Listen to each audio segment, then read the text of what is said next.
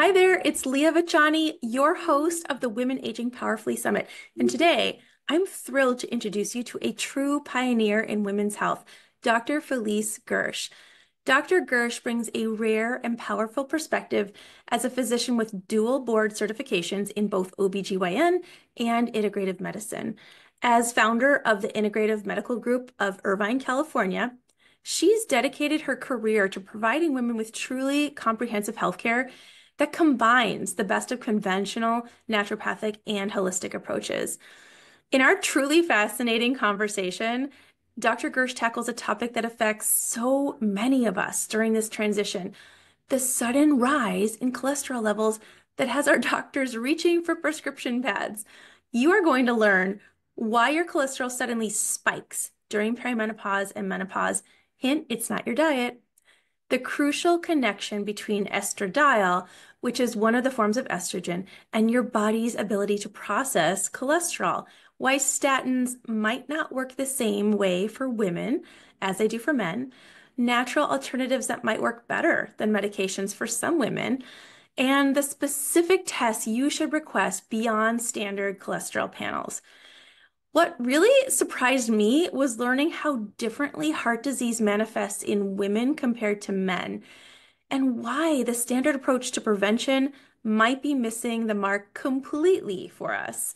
If you've been concerned about rising cholesterol numbers, or if you're wondering about the risks and benefits of statins during this life stage, this conversation provides the nuanced guidance you won't find in a standard medical appointment.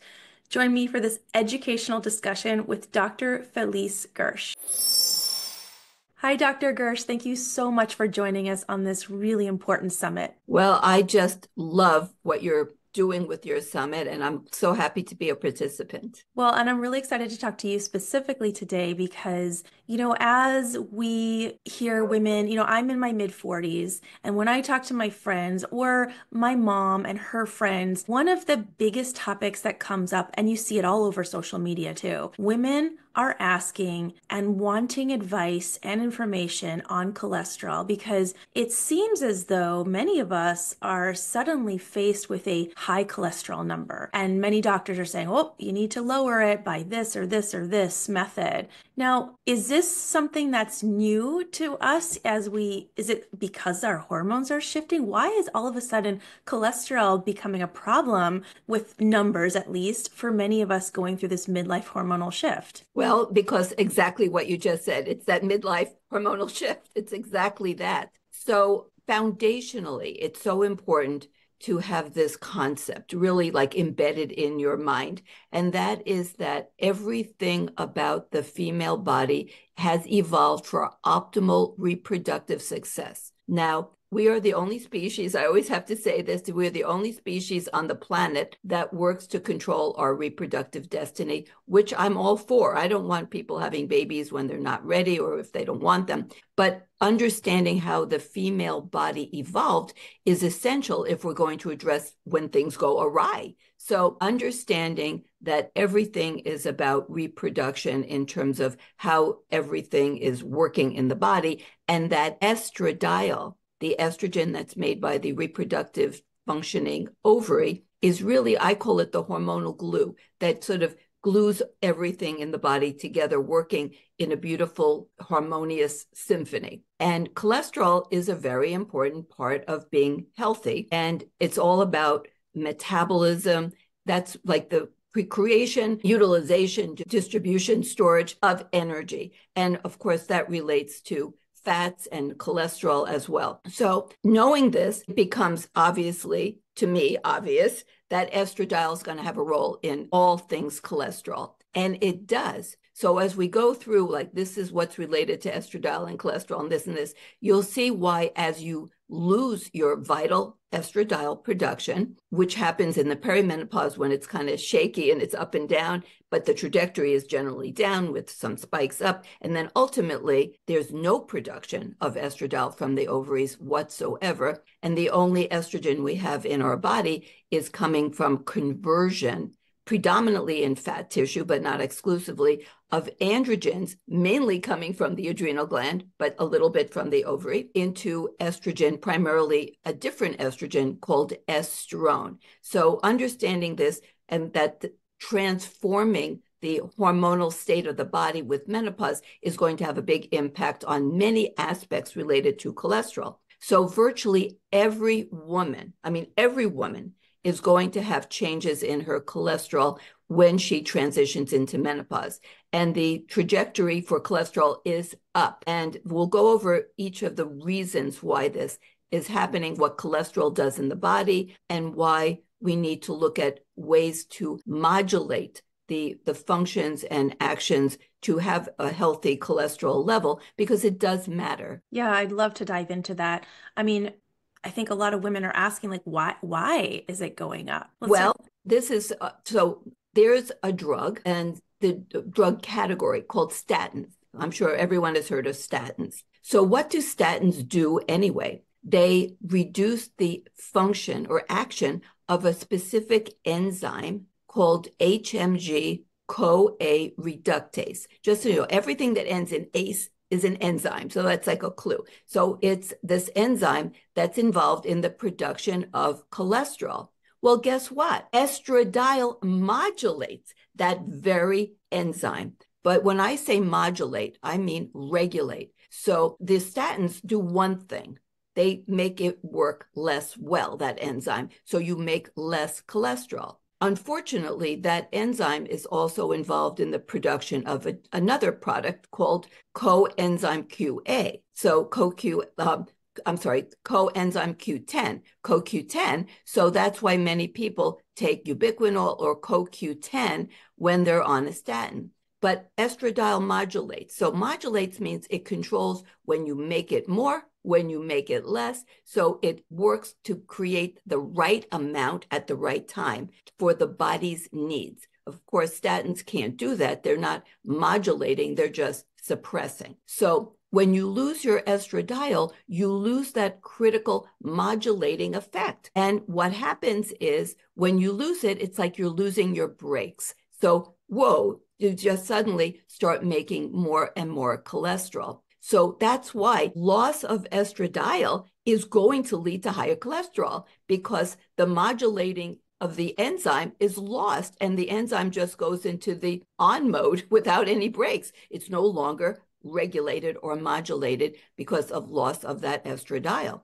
And it gets worse, okay, because the cholesterol that is circulating in the body is circulating not free form. I mean, you can't have cholesterol just jumping into the blood, just like you can't write a letter and just drop the letter, just fold the letter, the piece of paper, and drop it into a mailbox. You need to put it in an envelope. You need to address the envelope and seal it. Well, cholesterol travels around the body in little envelopes. These envelopes are called apolipoproteins.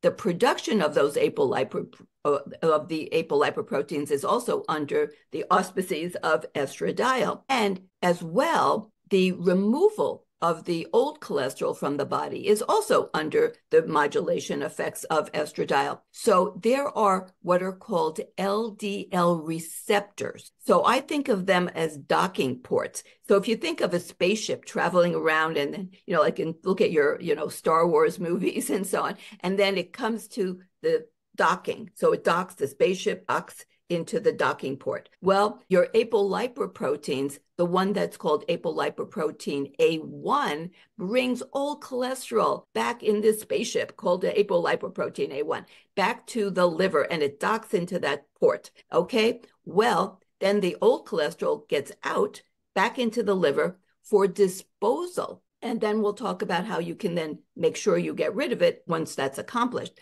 But those docking ports, the LDL receptors, are once again modulated. They're helped to be created by estradiol. So when you don't have enough estradiol, you lose those vital docking points, the receptors.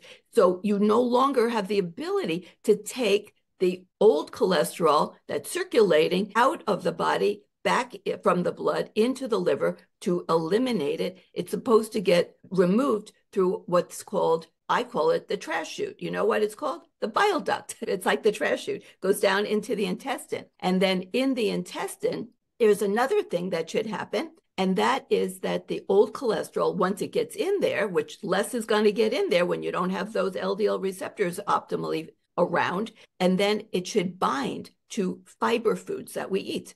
That's why, for example, believe it or not, I know you probably saw this, like a food like circle oats, like Cheerios, they have the little American heart, a symbol heart on them. Like, why would they have that? Because oats, I'm not saying a particular processed food, oats, but oats like old-fashioned oats, like steel cut oats, oat groats, and many other foods like beans and other legumes and root vegetables and ancient grains, they act as binders and they bind to the cholesterol. So then you can eliminate it so it doesn't get reabsorbed back into the circulation. Well, in order for you to have all of this happening properly, of course, you need the right diet, but you also need the right gut microbiome. And that gets altered also when you don't have enough estradiol. So there's like, oh my goodness, a whole slew of things that happen. And then additionally, in order for the LDL receptors to bind and remove the old cholesterol, the cholesterol has to be recognizable as normal cholesterol by the docking sites. But when you don't have enough estradiol, you have inflammation or more oxidative stress, which we can also go into, like why do women become more inflamed systemically when they go into menopause, which is another general truism, and that includes a whole variety of things. But once that happens and you have more inflammation or oxidative stress, the cholesterol that's in these little envelopes becomes oxidized. That's like rusting, like if you have water and iron and it rusts. Well, it's like that's the equivalent kind of a mechanism. So we call it oxidation. So you get oxidized cholesterol, which can actually be measured on a blood test called oxidized LDL.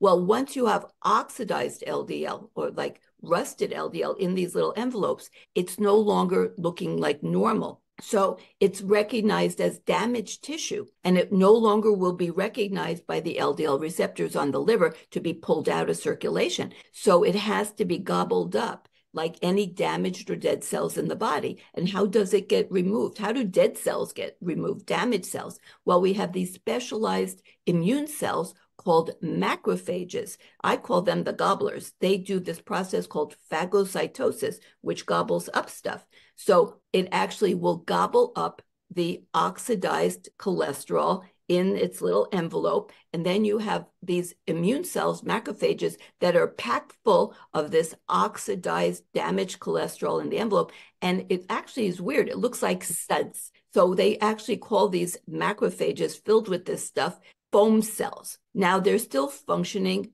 macrophages, and they're attracted to two things: damaged or dead cells or pathogens like bacteria, viruses, and such. Now, if you have arteries that are damaged, the inside, because that's another thing that happens when you don't have enough estradiol on board, and the lining called the intima gets cracks and fissures, and you have damage to that lining, then these immune cells that are now filled with all this oxidized cholesterol, we call them foam cells, they line up along the inside of the artery wall where we have damage.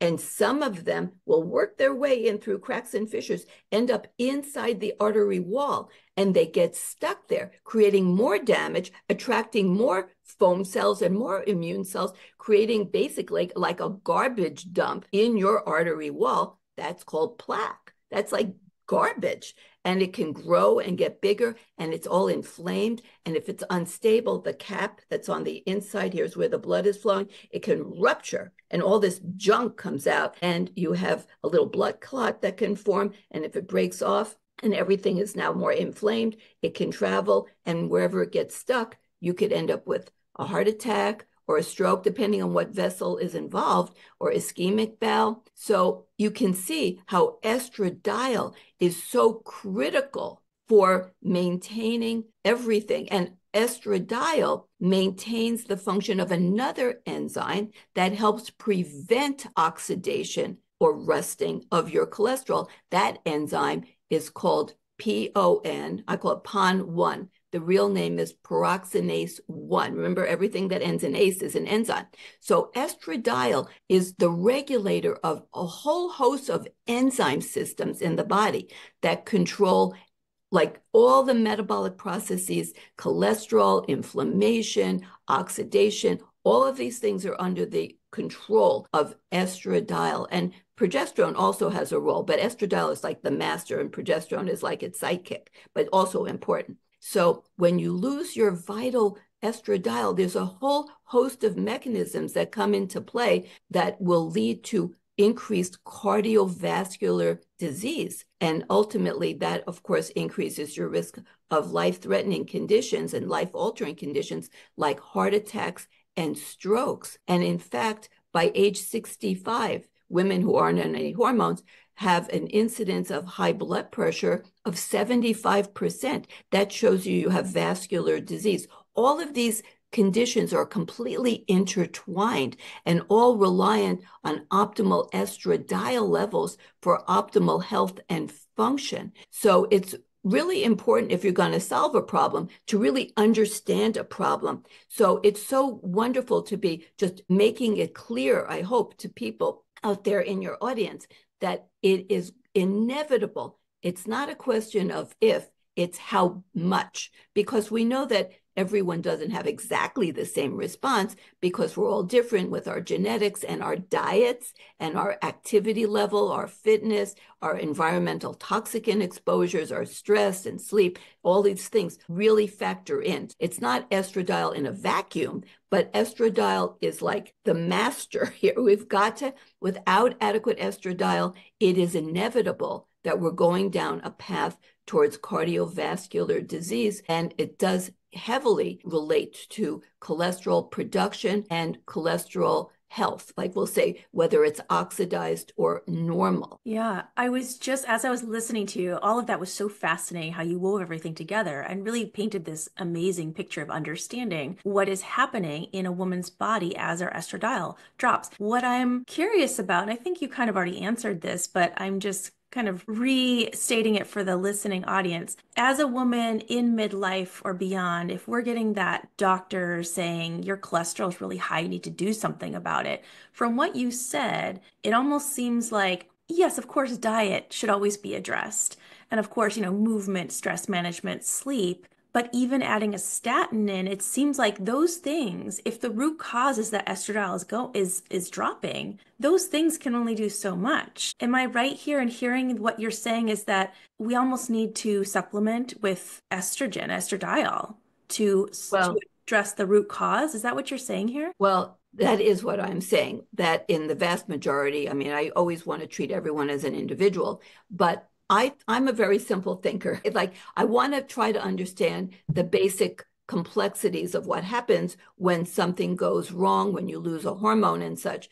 But in terms of how to fix it, I'd like to try to take the simplest approach. If you are deficient in B12, and I can measure vitamin B12, I'm going to give you vitamin B12. I'm not going to give you vitamin C. Now, you may want vitamin C for other purposes, but the solution to a deficiency of B12 is vitamin B12. If you're insufficient in your levels and production of estradiol, the solution is give more estradiol. I mean, another comparable is if you have hypothyroidism, now you want to look at for something like that, what's the root cause and address that as well. But meanwhile, if you're walking around with extremely low thyroid, you got to give thyroid, right? So you would never say to someone who has low thyroid, I'm going to give you a program of meditation. I'm totally for meditation, but meditation isn't going to replace your thyroid hormone, nor would you say, I want to give you a blood pressure drug because now you have high blood pressure because you have low thyroid.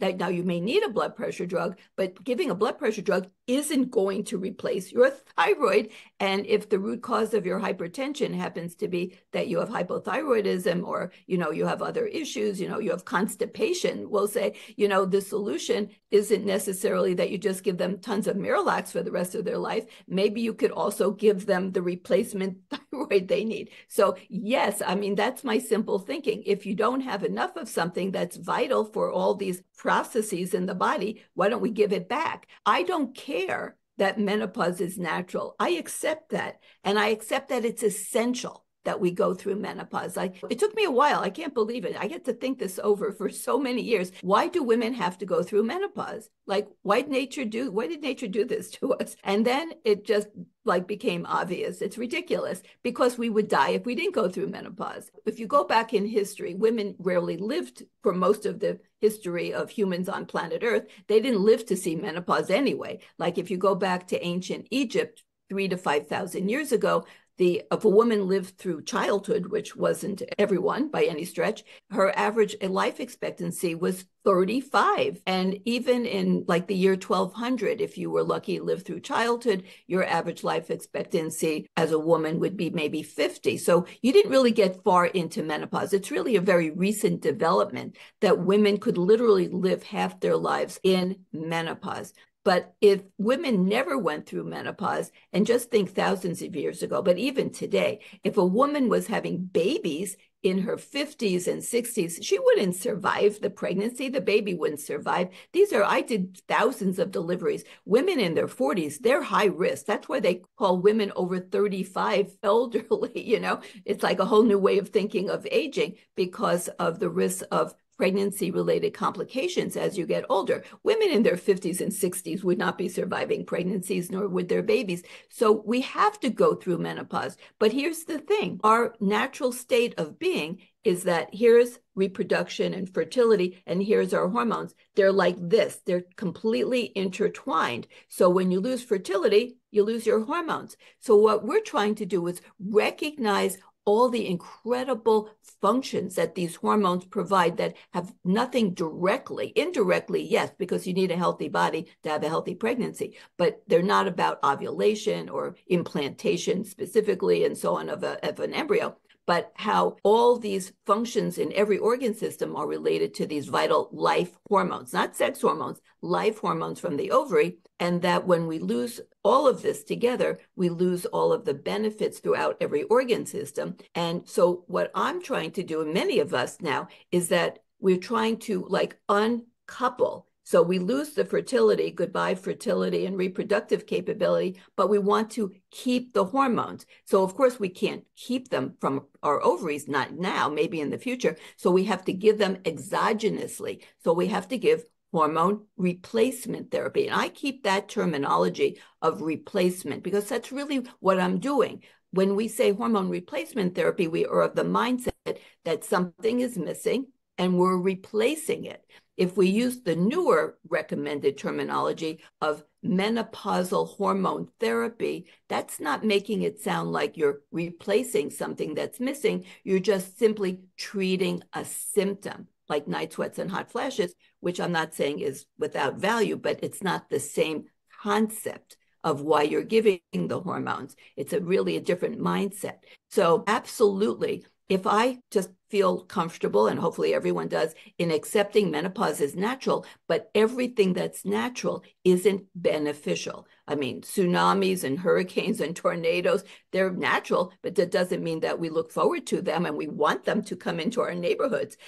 Menopause is natural, but it's not beneficial to our health. It's necessary for survival that we don't have fertility for life. But losing those hormones because they're intertwined with reproduction does not do our body good, So basically, this philosophy of uncoupling reproduction from hormones and then giving back the missing hormones as best we can. And it's not going to be the same like a 21-year-old set of ovaries, but as best we can to replenish the missing hormones, like the missing ingredient, so that we can optimize all of our functions in every organ system. Like we're focusing today on cardiovascular health and cholesterol, but we could do other talks other times in other summits, brain and musculoskeletal and genital urinary and skin. I mean, because it's all part of this picture. And it's so rarely recognized that estradiol is critical for production and function of cholesterol and its sort of surrounding, we'll say, features that are involved in cholesterol, like its health and its replenishment and its removal and the production of the little envelopes that carry cholesterol. Like I mentioned apolipoprotein A. That's the little envelope that carries cholesterol back to the liver to get rid of old cholesterol. That little envelope is related, its amount and its production, which is so vital. It's called reverse cholesterol. And that's part of HDL, which some people have called good cholesterol. I hate those words because LDL is not bad cholesterol. Bad cholesterol is oxidized or like rusted cholesterol because LDL cholesterol does have functions that are important, involved in like a whole variety of things, especially in immune function. So it's not bad cholesterol, good cholesterol.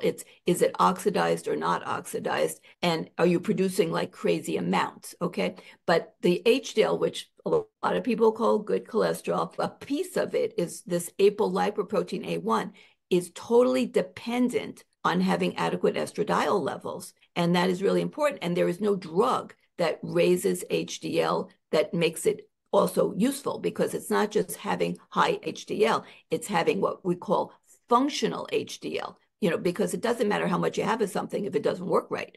And we know now that you can have high HDL and it doesn't work right. So it's actually not a good thing. So nothing is as simple as people thought like 50 years ago. And estradiol helps to have more functional HDL, or making your reverse cholesterol and having it work properly to have, I call it the cleanup crew. It gets rid of that old cholesterol. So of course, if you can't get rid of the cholesterol, you're going to have more in the blood. If you make it without breaks because your enzyme, HMG-CoA reductase, isn't working properly and you make too much, you can't get rid of it. And then you don't have enough proper function in the gut with the right microbiome, and you add in bad diet, you don't remove it by having binders to help get rid of it, then yes, you're going to have rising and rising cholesterol, and not just high cholesterol, because that's not really the biggest problem. It's when it gets oxidized. Because remember, this is really important. There's no mechanism for cholesterol to just jump in an artery and cause plaque. There's no mechanism. Cholesterol in the blood doesn't jump in your artery. It has to be carried in by these specialized macrophages after it becomes rusted or oxidized. So it's this inflammation that is the ultimate enemy. And estradiol regulates all of the immune system as well, and the entire turn on and off mechanism of inflammation. So without adequate estradiol being produced by the ovaries, as I mentioned earlier, you go into this state of chronic, systemic, body-wide inflammation that transforms a lot of different, like the artery lining becomes damaged from inflammation. Your brain, of course, the neuroinflammation affects mood and cognition, and you have this oxidation of your cholesterol. So it's inflammation that is ultimately the enemy and will cause changes of the cholesterol, which then leads down the road to creating plaque and heart attacks and strokes. So it's a complex thing, but estradiol is at the root of it all. So the answer to your question is I prescribe hormones to virtually every woman that's perimenopause on up, virtually all of them. There are a few exceptions, and I try to give them levels that are similar to what they had when they were the healthiest in their 20s, as best I can. Yeah, that makes sense. And I'm glad you brought up some of those different markers. When we go in to get our annual blood test, or, they check cholesterol, right? And sometimes they check a few markers and sometimes they check more. So if we're a woman in our 40s, 50s, 60s, and beyond, and we're going in, are there certain markers we should be asking for in addition to what maybe the doctor isn't asking for all the beneficial markers to help us give a bigger, more complex picture of what's going on? Do you want to talk about blood tests and what to look for, what to ask for? Sure. So the old-fashioned, like 70-year-old conventional lipid panel, which has like total cholesterol, HDL, and then they have computed LDL, VLDL, triglycerides. I'm not saying that's worthless, but much more than that. So I always like to get a measurement of those little envelopes that I mentioned, the apolipoproteins. So I get apolipoprotein A1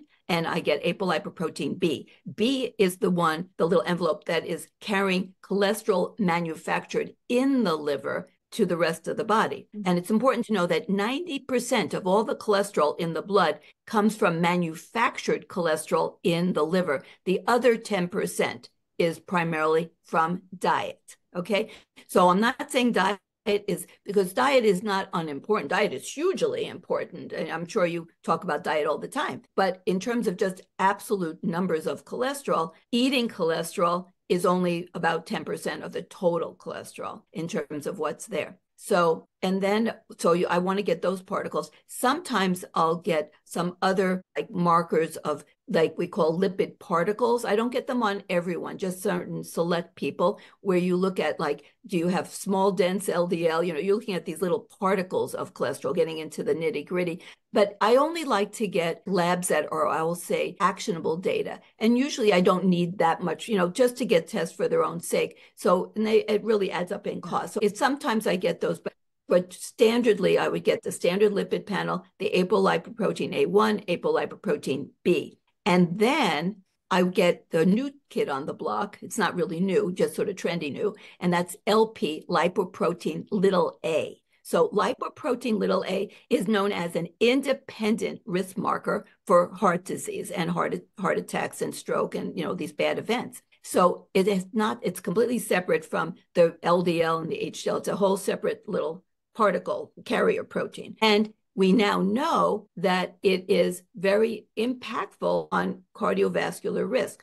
But I think of it primarily as an accelerant. So if everything else in the body is good, you don't have inflammation, and I'll talk about inflammation markers. If you don't have inflammation, your overall cholesterol isn't crazy, crazy high, then the LP little a will probably not really harm you. So think of it as gasoline in a can with the lid on. Okay. Now, if you have a garage, for some reason, you have a gasoline in a can and the lid's on, that gasoline isn't doing anyone any harm, but it's a potential, right? It's an accelerant. So the potential that gasoline could create harm if there's a fire, whoa, it's huge. But what if there suddenly is a fire in that garage and for some reason somebody opens up the lid and pours gasoline on the fire? Now you have an explosion of fire. It's an accelerant. So I think of LP or lipoprotein little a as the accelerant. So if you have a fire, if you have like a lot of inflammation, you have really high cholesterol, and then you also have this high LP little a, whoa, then you're going to have so much more risk. And LP little a is primarily determined genetically, which we cannot change our genetics, but also estradiol. LP little a rises and becomes worse, okay, in menopause. So you can see that. And giving often help to lower LP little a. Now, there are several drugs now in development. They're like phase 2, and they are looking like they're going to really, really lower LP little a. But exactly how that will work, I don't know. So there is that on the horizon. The only other drug that's out there is sustained release niacin, which works not very well and has a lot of side effects. So it's not been very good. So it's not even used very often, although it could be tried. But estradiol is the most natural thing for women that we have to try to down regulate the production of LP little a right now. And so that's another important test that I get. And then I mentioned inflammation markers. Inflammation is what underlies all the problems with cardiovascular disease. So I get a lot of inflammation markers. I'll get what's now become more the standard high sensitivity or HSCRP, C-reactive protein. So HSCRP is a surrogate or replacement marker for circulating inflammatory cytokines. So these are things you may have heard of, like interleukins and interferons and tumor necrosis factors, but they're very fleeting and they're hard to measure. And this is a surrogate. It turns out if you have a lot of those inflammation, like cytokines, inflammatory cytokines, which are produced by immune cells, if they're circulating, and that means you have inflammation in your blood, in your body as a whole, then it causes changes in the liver, and the liver makes more of this protein called C-reactive protein. So if you have a high C-reactive protein, it's a sign of inflammation. It doesn't tell you why you have inflammation. So you have to then think, because autoimmune diseases, infections, chronic stress, a whole variety of things can cause that to go up. And then you need to follow it because you want to know, is it chronically elevated? That's very bad. Or is it just a one-time thing because you happen to have the flu, and then it comes right down. But because it's a reactive marker, it can go up and down every day depending on what's happening. So that's one marker that I get universally.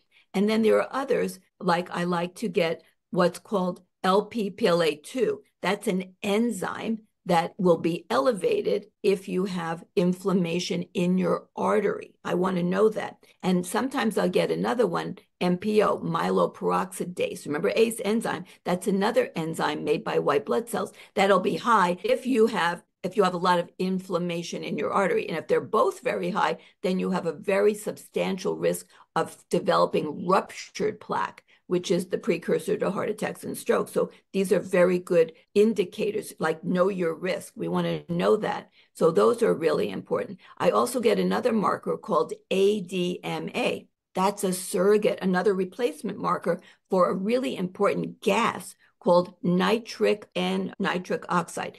That gas maintains vascular health, dilation of your arteries so they're not constricted, creating high blood pressure, maintains the health of the lining, the intima of the artery, and helps prevent coagulation of platelets, aggregation of platelets that can cause blood clots. We don't want to just have random blood clots. And so I get the ADMA, and then I will often get homocysteine. Homocysteine is an amino acid that's another independent risk marker for cardiovascular disease and events. And it's often a sign that you don't have enough B or folate, or maybe you have a problem with your process called methylation that we can check somewhat with a gene testing, genetic testing for MTHFR, methyl tetrahydrofolate, another enzyme. And that's just a simple blood test. So I like to get all of those inflammation markers as well. And then I like to also check thyroid. It turns out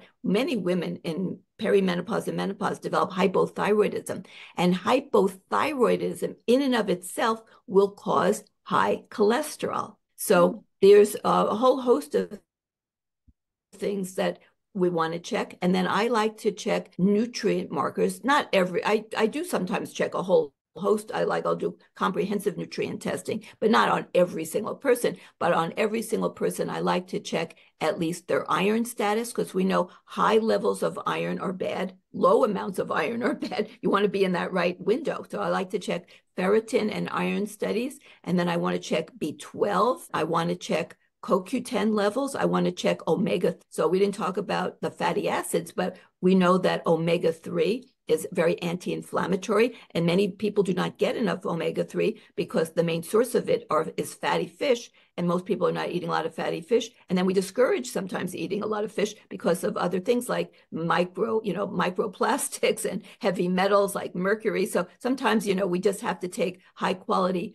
omega-3 supplements to have proper health. Yeah, not to mention the price of fish these days is skyrocketing. $6 a pound. They're not really helping. That was an incredible outline of what we should be looking at on those tests. Now, $1,000,000 question of the day, Dr. Gersh, and I think a lot of women really want to hear your opinion on this, is that what do you think about prescribing statins to women in perimenopause and menopause? Because I know that a lot of doctors are suggesting that, and a lot of women have questions about, based on everything you just said, there's a lot we could and should be doing, but also what's your opinion on statins? Well, I'm not completely opposed to them, but it's not where I would jump to right out the gate, because we know even the pharmaceutical industry has said you start statins when they say when lifestyle fails. Well, most people don't try lifestyle. So I can often have tremendous benefits by doing exercise, fitness, all the lifestyle things, changing the diet. Most women are eating such an inadequate amount of fiber in their diets. I mentioned fiber. Fiber binds cholesterol once you get it out through the liver. And like most vegans, who are not advocating for long-term veganism, but I'm just commenting that most vegans have incredibly low cholesterol, the ones who are eating not processed vegan food, but healthy, and they're eating lots of ancient grains. When I say ancient grains, I'm talking about quinoa, buckwheat, millet, corn on the cob, not corn flour, like organic or white corn, which is always non-GMO, and amaranth, these types of ancient grains that are really, really healthy. And they're eating a lot of split peas and lentils and all kinds of beans and root vegetables. And they have so much binding fiber that their cholesterol, sometimes I have infertility patients and they come in and their cholesterol is like, their total cholesterol is 100. It's like for fertility, you want the total cholesterol to be at least like around 140, 150, because you need cholesterol. Cholesterol is not optional for health. You need cholesterol. So sometimes their cholesterol is too low. So it's amazing how you can lower cholesterol by eating tons of vegetables. The goal is like 3 cups of vegetables with every meal, all just different kinds, lots of root vegetables, the ones they call starch. And they say, oh, I'm not going to eat those starchy vegetables. Those starchy vegetables are food for your gut microbes. So that's not what gives people diabetes. I can tell you, nobody has gotten diabetes because they ate one too many turnips. It's not happening. Okay. That's not the cause of our diabetes epidemic. It's, all the processed food and the lack of activity and all the sugar, high fructose corn syrup. It's not because they ate turnips. Okay. So you want to eat the root vegetables. You want to eat all these things. And it's amazing how the cholesterol will go down. By the way, I mentioned oats. If you eat like steel cut oats or oat groats you can order online. You can get organic, you can get gluten-free. They are amazing binders and they'll really help to lower that cholesterol. So those are really wonderful and they'll help with estrogen metabolism. That's another whole topic, the estrabolome. So it's amazing. They'll include the proper gut microbes and everything will be happy. You'll lower your leaky gut probability, which zooms up with menopause as well. Additionally, there are some herbal products that have been shown, and there's published data, one of which is bergamot.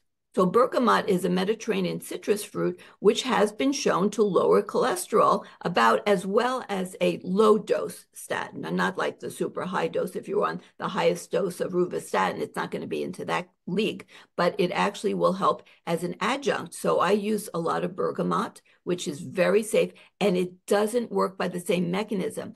So it's not blocking that important enzyme because we want to modulate that enzyme. We don't want to block it because then you're blocking, CoQ10 production. We don't want to block CoQ10 production. And even when we give it as a supplement, we don't really know that it's getting where it's supposed to go. Just because you swallow it doesn't mean it gets where it's supposed to go. So, we don't want that if we don't have to have it. And we do know that up until very recently, I'm talking like the last couple of years, we didn't even have any studies that showed benefit for women at all with statins. It was all based on male data, and women are different. And it didn't even really show much of any benefit for women, but it did show some harm because especially as women get older, going on a statin increases their risk of diabetes. I mean, that's sort of like crazy thing. It can so women on statins do need to be really watched for diabetes development. But in the last couple of years, there have been a couple of studies of women showing some benefit from statins. So I don't say never use them, but I would say don't start out the gate with using them because once again, when you can get on an adequate amount of estradiol, and one of the things that's happening now, which I am against, is the general production of these, these online hormone clinics that are giving out these really tiny doses of estradiol that if you measure the levels in the blood, they're really not even going above the menopausal range of which is very low, because you're not making any. And they give constant daily progesterone, which downregulates the estrogen receptors. And the goal is to have no bleeding. And I understand they don't know how to deal with bleeding, but unfortunately, you're blocking the benefits of estrogen. So you're not going to get benefits for your cholesterol, for your liver. It's not going to happen because you're going to have benefits for night sweats and hot flashes, but you're not going to get all these other benefits. You get some, but it's very suboptimal if you give tiny amounts of estradiol and nightly progesterone. So it's just, if everything is dose related, everybody knows if you exercise 5 minutes a month, you're not going to get the same outcome as if you exercise 30 minutes, 5 days a week. I mean, the dose matters. And now this tiny dosing of estradiol is definitely not going to have much benefit for your cholesterol. So if you're going to be on, and some people choose that, everyone has their own choice and their own freedom to decide. I just like for people to have choices and information from which to make those choices. But if that's a person's choice, choice. If they say, I absolutely will not have bleeding, I want the lowest possible dose just to suppress night sweats and hot flashes, that's okay. Then you're probably going to benefit from going on a statin, and there's nothing wrong with that. Statins are not evil, but they do have some potential side effects, and they don't actually change the outcome enormously. I mean, it's really, even if you lower cholesterol, you're lowering the target of the inflammation. You're having a little bit of benefit, and probably the best benefit of statins turns out not to be by lowering cholesterol production, but by helping to stabilize plaque in the arteries. And this was an unforeseen collateral benefit that turned out to happen from statins that nobody expected, that it would help to stabilize plaque. And that's probably the biggest benefit that it has, more than lowering cholesterol, because the cholesterol isn't per se the problem. It's the oxidation or inflammation that's going to damage the cholesterol that leads down the road to the plaque formation as the macrophages carry the damaged cholesterol in through the damaged wall of the artery into the middle of the artery wall. So, that's really, like, if you think of it this way, cholesterol is the target of inflammation. So if you get rid of the target, then you're going to reduce some of the negative outcome. But it would be something like this. Say there's some evil bank robbers in Manhattan, okay, but you can't catch them. So the solution is close most of the banks. Well, okay, you'll have fewer bank robberies, but now you have the unfortunate inconvenience of having most of your banks closed. That's kind of what we're doing with lowering cholesterol. So we have inflammation that's like the bank robbers, they're the bad dudes. So you have this bad inflammation, and you're not addressing it through all the different mechanisms like lifestyle, the whole host of lifestyle, plus estradiol and progesterone. So you're not addressing the inflammation root causes. So the inflammation is just going out rampantly. So you're going to attack and lower the target of the inflammation, which is the cholesterol. So you get rid of the banks, then the bank robbers have less that they can do, with the banks. But you still got the bank robbers. Maybe they'll come up with something else to rob. They'll rob they'll rob all the restaurants. So the problem is you still have all this inflammation, but it turns out that statins do lower somewhat the instability. They help stabilize plaque. So it's an interesting issue, and we do need more studies on women, but you have to give a lot of women, we call it number needed to treat, you have to give a lot of women statins for one woman to actually prevent some kind of bad event. So it's certainly not a panacea by any stretch, but it's something that should be considered if women are not getting the cholesterol or the inflammation down through other mechanisms. But it's not my first line, but I don't take it off the table. I just put it on the shelf, and I only go to that shelf if the other things don't work. Fascinating. I think I read also, you mentioned that most studies are done on men. I think I read the number to treat to get the benefit was like 100 men to reduce his risk of heart disease and heart attack. I think that's the number I read. There's a difference between what we call primary prevention and secondary prevention. Primary prevention means you're dealing with an individual who has never had a heart attack or stroke. Secondary prevention means this person has already had a heart attack or stroke. So the number needed to treat is quite different depending on which group we're talking about. But you're right, for primary to prevention, the number needed to treat, and I don't know that there's been a lot of really recent data, but yes, historically, the number was around 100. And the reality is that most men and women who have heart attacks and strokes are in fact on statins. So obviously for them, and men, and virtually every person qualifies based on the recommendations from the official societies and so on. Every person, especially every woman, will qualify for going on statins based on age criteria plus cholesterol, because everyone is going to get older. So just age alone is a qualifying function for going on statins. If you reach a certain age, they just say you should be on them pretty universally. And then every woman is going to have elevated cholesterol production when they lose their estradiol. So virtually every woman qualifies, but I don't think every woman should be on them. And by the way, I like to have a lot of data. So there's ways that we can actually evaluate the health of the arteries. So we have a clue, and we can do ultrasounds. I do them all the time in my office, vascular ultrasounds, looking at the carotid, the aorta, the leg arteries, which actually mirror the coronary or heart arteries. You can get coronary calcium scores, and in more more definitive testing where you have specific indications, you can get CT coronary angiograms, which involve injecting dye, and it can replace, in some instances, having to do angiograms. But it's also important to know that a very significant percentage of women's heart attacks are not due to ruptured plaque. That's the almost 100% in men. The cause of a heart attack is ruptured plaque. In women, no, a lot of women do have ruptured plaque, but not all of them. There's a very substantial percentage of women who get heart attacks because of overactivity of their sympathetic nervous system, which creates like a whole bunch of epinephrine, norepinephrine coming out, and it causes constriction of the artery, like spasm of the little bitty arteries that are unhealthy. We call it microvascular disease. And you can get spasms of these little tiny arteries due to like the stress response, which is the sympathetic part of the autonomic nervous system. And the relaxation part, which should be dominant, is the vagus nerve that controls the parasympathetic.